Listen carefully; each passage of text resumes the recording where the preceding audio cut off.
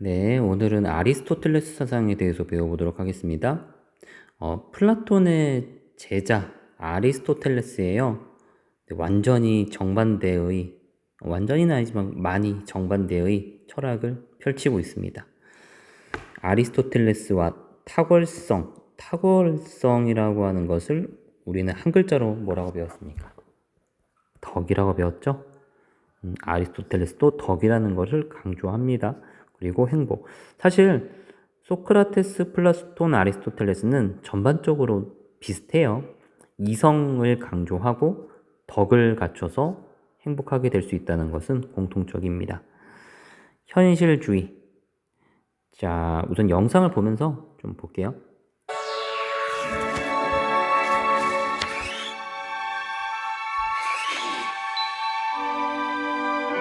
이 사람이 플라톤이죠. 멈춰서 설명을 해야 되겠습니다. 하늘을 가리키는 사람은 플라톤이고 이상주의죠. 이데아. 이쪽보다 저쪽 이데아를 추구해야 된다는 걸 강조하고 있습니다. 반면에 옆에 있는 젊은이는 손바닥을 땅을 향하고 있죠. 그러니까 땅의 경험적 현실을 중요시한 아리스토텔레스입니다. 즉 이데아, 저쪽 세계 이데아가 있다는 것을 부정합니다. 자, 다시 돌아와서 플라톤의 이원론적 세계를 비판한다. 이원이라고 하는 것은 두 가지의 근원으로 보고 있는 거죠. 어떻게? 이렇게 이데아가 있고 그거에 대비돼서 현실, 이 두 가지로 보고 있는 거죠. 그런 플라톤의 사고, 이거를 비판합니다. 이 세상을 개별적인 실체들로 이루어진 하나의 세계다. 자, 여기에서 실체라는 말에 주목해 보겠습니다. 실체는 실제의 이제 몸체. 그러니까 여기 보면은 늘 변하지 아니하고 일정하게 지속되면서 사물의 근원을 이루는 것. 자, 플라톤식으로 말하면은 변치 않고 영원하게 사물의 근원을 이루는 것. 이거를 이데아라고 표현했죠. 그런데 플라톤은 이데아가 현실에는 없고 저쪽에 있다고 했죠. 바로 이렇게 설명했죠. 현실에 있는 의자들은 단지 실체가 아니에요. 근원을 이루지 못해요. 이거는 다 그림자에 속합니다. 이것의 실체는 바로 이데아의, 진정한 이데아의 의자가 있다. 이렇게 설명을 했죠.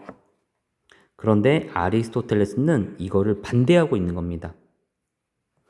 플라톤이 말한 이데아는 저쪽에 하나의 이데아가 있다라고 했는데 아리스토텔레스는 이게 무슨 소리냐? 이데아는 저쪽에 하나만 있는 게 아니라 각각 여기 개별의 사물 속에 이데아가 다 깃들어 있다라고 보고 있습니다. 다시 한번 이데아는 저쪽 멀리 하나만 있는 것이 아니라 각각의 사물 속에 들어있다. 자, 그렇다면은 여기 수많은 의자들이 있죠? 플라톤은 이데아는 여기 하나만 있다고 했습니다. 하지만 아리스토텔레스는 그 이데아라는 것이 다 여기 하나하나 다 깃들어 있다고 보는 겁니다. 자, 여기에서 좀 적어보세요. 실체라고 하는 것은 진료와 형상으로 구분되어 있습니다. 예를 들면 여기 의자가 있다고 해봅시다. 이거 의자예요. 여기 등받이고 여기 엉덩이 부분. 이거 의자는 하나의 실체입니다. 사물의 근원, 원래 실체라는 말은 사물의 근원을 이루는 것에서 플라톤은 실체는 저쪽 세계에만 있다고 했죠. 이데아. 근데 현실의 아리스토텔레스는 실체는 바로 여기 눈앞에 보여져 있다. 현실에 다 깃들어 있다라고 하고 있습니다. 근데 의자는 어떤 걸로 구성되어 있냐? 첫 번째, 겉보기의 의자는 나무라는 그러니까 재료라고 생각하면 돼요. 나무라는 진료를 가지고 만들어졌고, 그리고 모양 틀이 등받이가 있고, 그리고 엉덩이에 앉아있는 부분이 있고, 다리 있고, 이런 구조를 갖고 있죠. 이런 구조를, 모든 의자는 다 대부분 이런 구조를 갖고 있습니다. 약간 의자의 정체성이라고 할까나? 이 특징이 없으면 의자라고 할 수가 없죠. 그거를 우리는 형상이라고 합니다. 그 형상이라는 것은 의자만의 어떤 정체성, 특징을 말하는 겁니다. 자, 다시 이쪽으로 들어와서 보시면 질문해 봅니다. 요거의 의자는 재료가, 즉 진료가 똑같습니까? 다릅니까?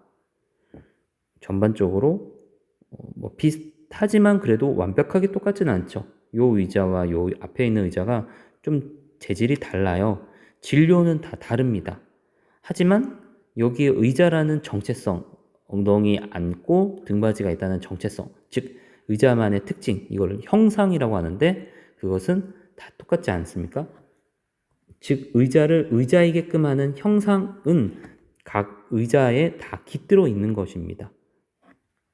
플라톤식으로 말하면 그거를 이데아라고 표현하면서 저쪽에 있는 거죠. 바깥에 있는 거죠. 그거를 현실에서 닮았다라고 표현하죠.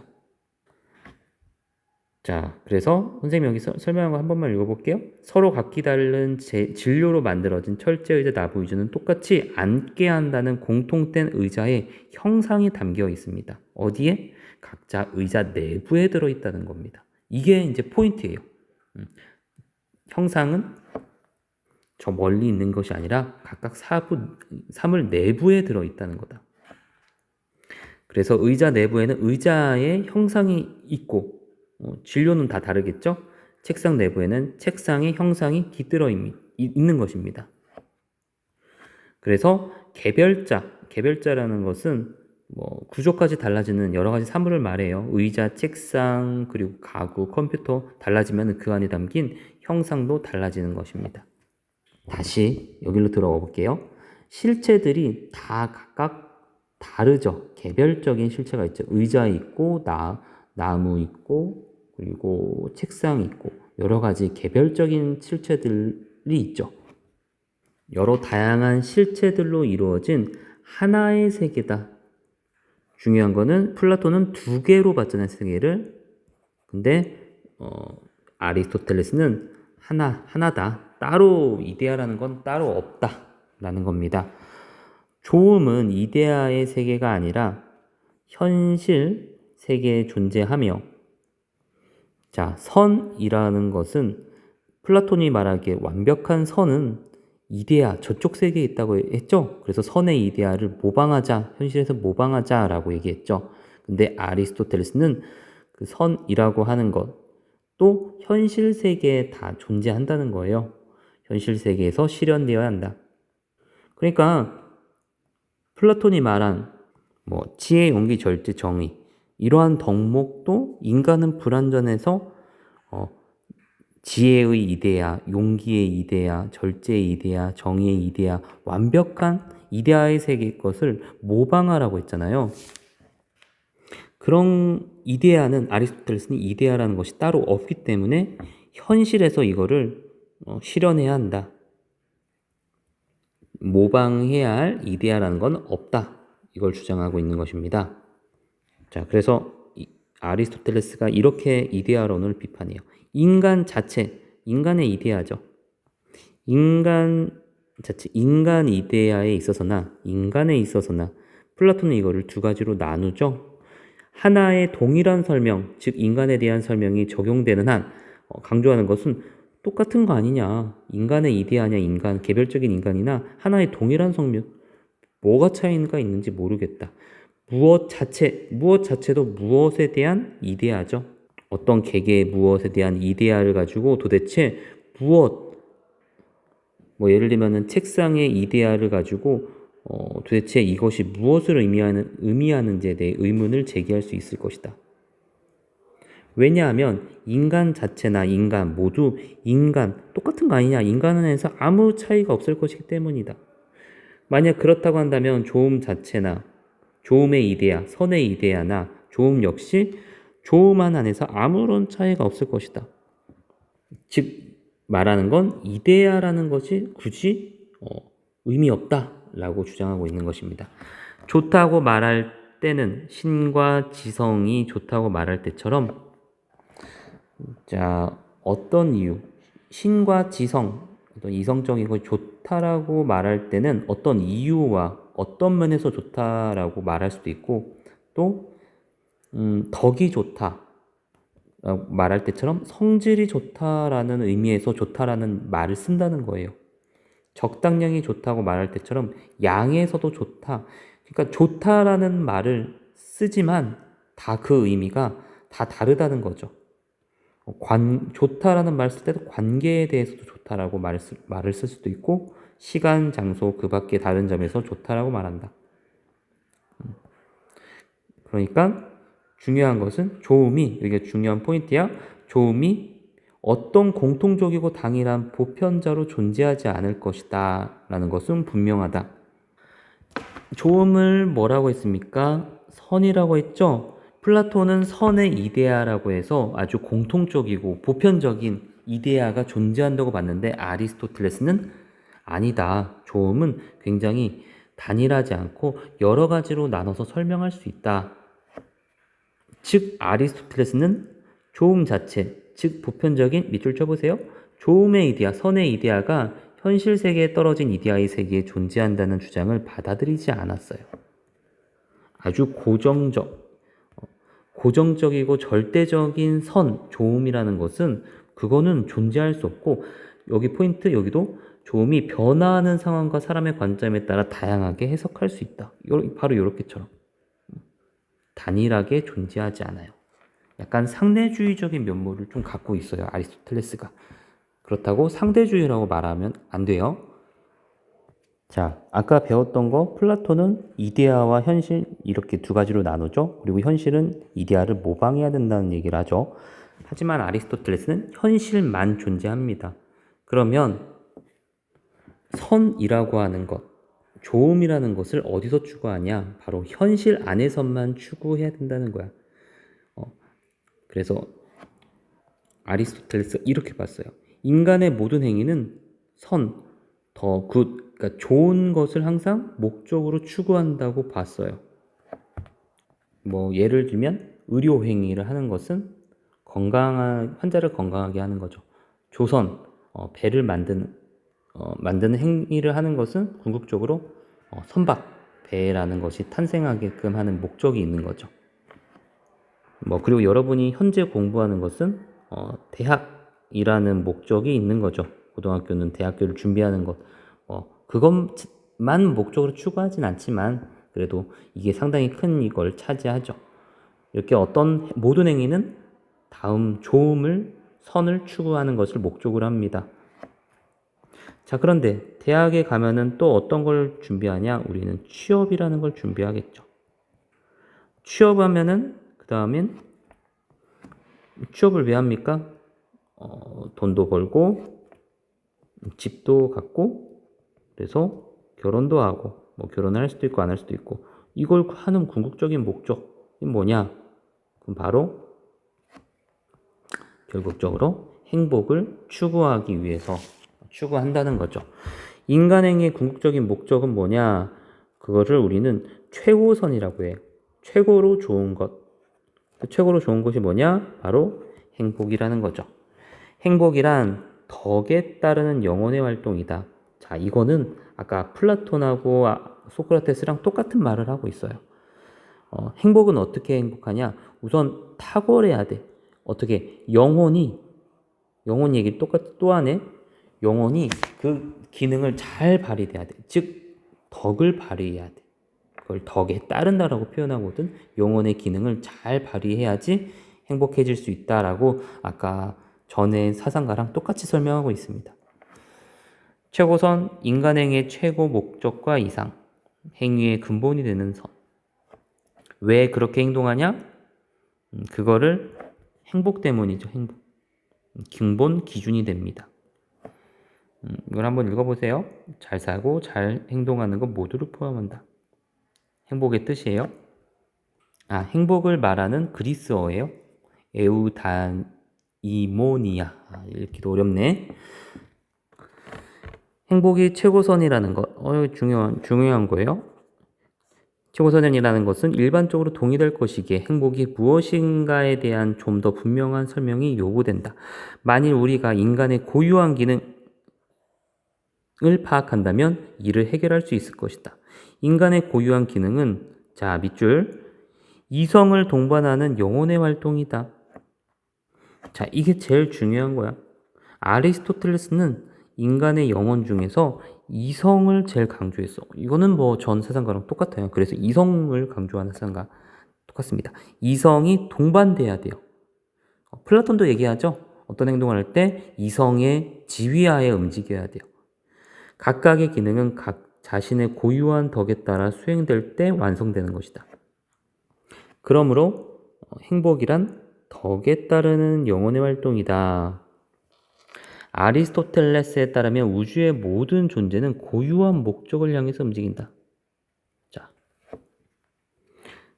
자, 예를 들면 아리스토텔레스는 이렇게 얘기했어. 식물은 왜 존재하냐? 식물의 목적은 뭐냐? 동물한테 먹히기 위해서. 동물은 왜 존재하냐? 사람을 위해서 존재합니다. 이렇게 움직입니다. 사람은 뭐를 위해 존재하냐? 바로 사람의 행복을 위해서 존재하죠. 인간의 행위 역시 목적을 갖고 있는데 궁극적 목적은 행복이다. 그는 행복이란 덕에 따르는, 사람이 행복해지려면은 덕을 따라야 돼. 탁월성을 발휘해야 돼. 특히 이성의 탁월성. 자, 덕론. 인간의 고유한 기능이 이성이 탁월하게 발휘되는 상태. 아리스토텔레스는 인간은 이성적 동물이라고 했어요. 그러니까 인간만이 갖고 있는 고유한 기능이 있단 말이야. 그게 바로 이성, 생각한다는 거죠. 그것이 탁월하게 발휘된 상태, 즉 그 상태를 덕을 갖췄다라고 하죠. 자, 덕에는 두 가지 유형이 있습니다. 이거를 먼저 이해하기 전에 플라톤하고 상당히 유사하다는 걸 이해하면은 이해가 쉬운데, 플라톤은 영혼의 이성 기계 욕구라고 했죠? 이성이 잘 발휘되면은 그 상태를 지혜라고 하고, 기계는 잘 발휘되면 용기, 욕구는 절제라고 했죠. 지금 플라톤 설명하고 있습니다. 이 부분은 지적인 부분이라고 할 수 있겠죠. 그리고 이 두 가지는 지적이지 않은 부분이라고 할 수 있겠죠. 이거는 이제 감정적인 부분이라고 했고, 그리고 이거는 욕구적인 부분이라고 했습니다. 이 설명 방식을 아리스토텔레스도 비슷하게 합니다. 그래서 한번 비교하는 것도 오히려 쉽게 이해할 수가 있어요. 덕을 두 가지 유형으로 나눠놨는데, 플라톤은 세 가지로 나눠놨죠. 근데 사실은 위쪽 부분이 지적인 덕이에요. 지적인 덕. 그 지적인 덕이 아닌 부분, 이쪽 부분을 아리스토텔레스는 품성적 덕이라고 하고 있습니다. 자, 한번 지성적 덕을 보겠습니다. 영혼의 이성적인 부분과 관련된 덕이다. 뭐 어렵지 않죠? 이성이 잘 발휘되면 지적인 덕을 갖췄다라고 하는 거죠. 교육을 통해 얻어지게 길러진다. 공부를 해야 돼. 책도 읽고 가르침을 받아야지 지적인 덕을 갖출 수 있다고 보고 있습니다. 그리고 선에 대한 숙고와 진리에 대한 관조. 선이 뭔지 숙고하고, 그리고 관조. 이런 말 되게 많이 쓰거든요. 관조. 관조라는 말이 나중에도 잘 나오니까 볼관자에다가 비출조야. 고요한 마음으로 사물의 현상을 관찰하는 거야. 비추어봄. 이성의 눈으로 마치 후레쉬가 어두운 그 방을 비추면은 앞에 보이잖아. 그런 것처럼 우리가 이성의 눈, 즉 후레쉬를 전등을 켜서 진리를 보는 거야. 비춰보는 거야. 그게 바로 관조라는 말이다. 이성이 발휘되는 것과 연관 있는 말입니다. 그래서 진리에 대한 관조를 가능하게 한다. 그래서 이거는 철학적 지혜와 실천적 지혜가 있습니다. 자, 한번 적어보세요. 여기. 자, 아리스토텔레스는 인간의 이게 플라톤하고 비슷하니까 그걸 항상 염두에 두고, 이성이라고 하는 것은 세 가지 영역으로 봤어요. 그러니까 이론적인 지혜, 그리고 철학적 지혜. 뭐 이 부분이 뭔지는 뭐 나중에 교과서 보시면은 뭐 논리학, 수학 뭐 이런 부분이에요. 학문적인 부분이에요. 그런 거에 반해서 실천적 지혜는 우리의 일상생활과 관련된 부분이에요. 뭐 맨날 이제 예를 드는 건 버스에서 자리를 양보할까 말까, 딱 떨어지지 않는 우리의 일상생활에 관련된 그거를 실천적 지혜라고 하는 거야. 마치 뭐 공부 100점 맞는다고 해서 인간관계에서 100점이라고 하기는 좀 다른 영역이잖아요. 이렇게 살아가는 부분의 지혜를 실천적 지혜라고 해요. 이성이 잘 발휘되면 이렇게 세 가지로 나뉘는데, 실천적 지혜의 지휘, 인도하에서, 지휘라고 쓴 말이에요. 인도하에서 감정과 욕구, 플라톤은 뭐 기계와 욕구라고 했잖아요. 그거랑 비슷해요. 비이성인 감정과 욕구가 이거를 잘 따라야 돼. 그렇게 됐을 때, 이성이 잘 발휘됐을 때는, 그때는 지성적 덕을 갖췄다라고 합니다. 표현할 수 있습니다. 지성적 덕을 갖췄다라고 표현할 수 있습니다. 말을 어렵게 생각하지 말고 이성이 잘 발휘되었을 때, 그때는 우리는 덕을 갖췄다라고 하죠. 지성적인 영역에서의 덕을 갖췄다라고 하는 겁니다. 그 중에서 일상생활과 관련된 지혜는 실천적 지혜라고 하고, 이 실천적 지혜의 지휘, 인도하에서 감정과 욕구가 잘 따라가야 돼요. 그렇게 잘 따라서 잘 발휘됐을 때 아리스토텔레스는 도덕적 덕을 갖췄다. 다른 말로 품성적 덕을 갖췄다라고 표현합니다. 자, 보시면은 품성적 덕, 도덕적 덕, 영혼의 감정과 욕구와 관련된 부분이야. 이성이 아니라 감정과 욕구에 대한 부분이에요. 이거는 중용의 반복적 실천을 통해서 형성된다. 적어보세요. 습관화. 반복적 실천, 습관화를 통해서 형성이 됩니다. 품성적 덕. 중용이라는 거. 요거는 조금 이따가 설명할게요. 일상생활에서 올바른 행위를 하게 된다는 거야. 직접 행동을 하게 된다는 거다. 그러면 용기, 감정적인 부분이죠. 절제, 욕구적인 부분이죠. 오나, 감정적인 부분이죠. 자, 여기가 이제 사실 가장 큰 핵심이에요. 중용. 자, 이게 너무 뜬구름 잡는 걸 수 있으니까 한번 예를 들어볼게요. 자, 이거 이태원 클래스 영상 장면인데, 이거 영상을 틀면은 저작권 때문에 동영상이 아예 안 올라가더라고. 그래서 사진으로만 살짝 설명할게요. 이 사람이, 조이서라는 사람이 이 장근원이라는 사람의 말을, 자백을 유도하고 있습니다. 이 장근원이 사실 그 박세로이 주인공, 박세로이를 아버지를 치었고 뺑소니를 했는데, 자기가 안 했다고 거짓말해서 풀려나게 되거든요. 그런데 조이서가, 와, 대단하시네요. 정말 뺑소니를 치고도 돈 때문에 돈으로 그걸 입막음했어요? 대단하세요. 라고 막 부추김을 하는 거야. 이제 그 얘기를 듣고서 약간 의기양양해졌어요. 아, 마, 별거 아니야. 뭐, 그냥 내가 돈 주고 그냥 뺑소니해도 다 살아남을 수 있어. 뭐 이런 식으로 설명한 거죠. 아, 나는 그런 거 없어. 법 위에 보다 내가 더 위에 있어. 뭐 이렇게 말을 하는 거야. 근데 조이서가 속으로 딱 걸렸다, 너. 지금 하는 말들 다 녹음하고 있는 거거든요. 그래서 이때 녹음한 것이 공개되면서, 장근원은 다시 깜빵으로 가게 되고 아버지 회사가 망하게 되는 계기를 낳게 해요. 자, 그러면은 장근원이라는 사람의 입장에서 볼게요. 뭐 그냥 범죄 옹호하는, 뭐 범죄를 여부를 떠나서 아리스토텔레스 사상의 입장에서 보자면은, 장근원은 적절한 판단을 했어요. 이성적으로 적절한 판단을 하라는 게 아리스토텔레스의 의견이에요. 실천적 지혜를 갖고 적절하게 판단해야 돼. 하지만 그는 적절한 판단, 중용점을 파악하지 못했고, 다른 비이성, 감정과 욕구도 중용에 맞게 적절하게 발휘되지 못한 거죠. 즉, 중용이라는 것은 지나침과 모자람의 중간 상태예요. 너무 지나쳐도 안 되고 너무 모자라도 안 되는 중간 상태. 이것이 중간적, 1에서 10까지의 중간, 5, 뭐 이렇게 산술적 중간 이런 게 아니라 가장 적절한 상태예요. 어떨 때는 8이 오히려 적절할 수도 있고 2가 적절할 수도 있죠.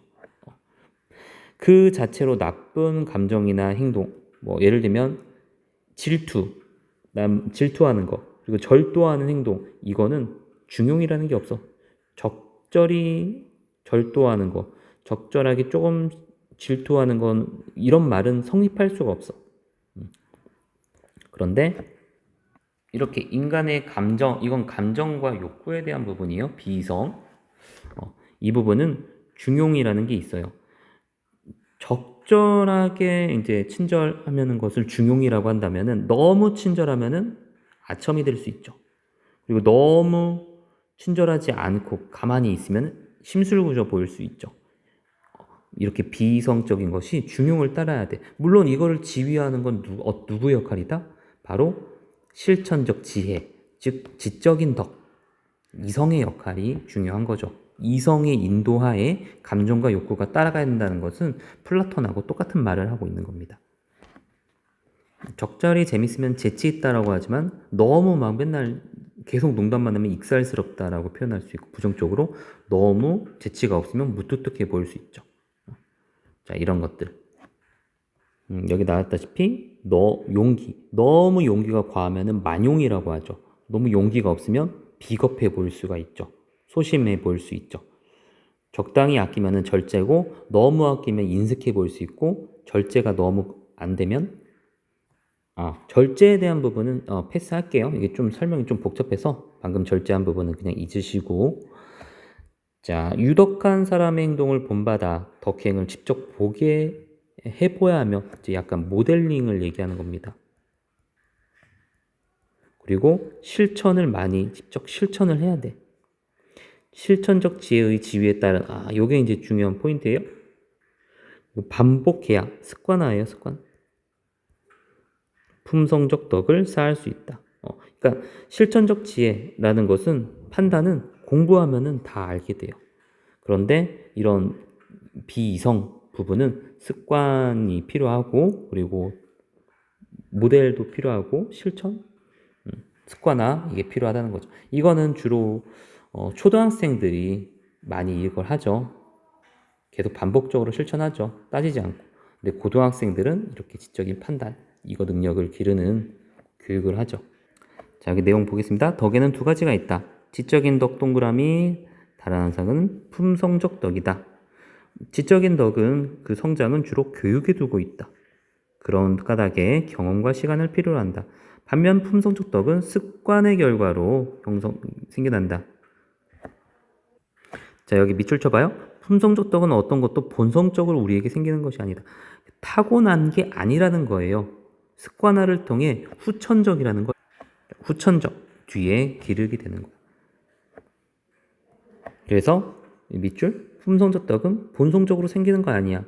하지만 그렇다고 해서 본성에 반하여 생겨나는 것도 아니다.